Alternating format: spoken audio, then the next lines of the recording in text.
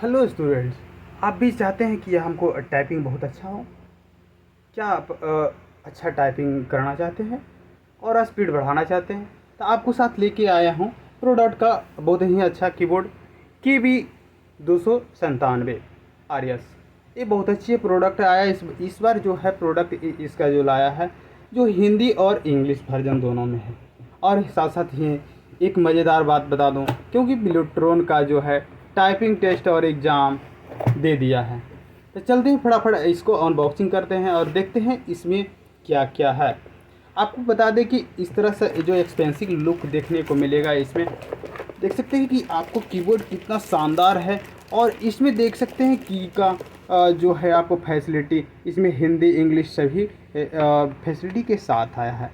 और आपको इतना मज़ा आने वाला है जो कह नहीं सकते हैं। टाइपिंग करने वाले स्टूडेंट को लिए आपको कुर्ती देव और इंग्लिश का दोनों ही मज़ा ले सकते हैं।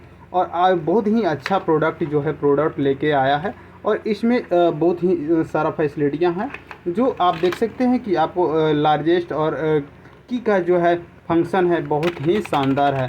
जो इस शानदार की को साथ आप टाइपिंग को इनबिल्ड करना चाहते हैं और अच्छा बनाना चाहते हैं तो आपको बाय करिए इसको प्रोडक्ट को। वही शानदार ही टाइपिंग दे करके आइए और एग्ज़ाम का मज़ा आन लीजिए।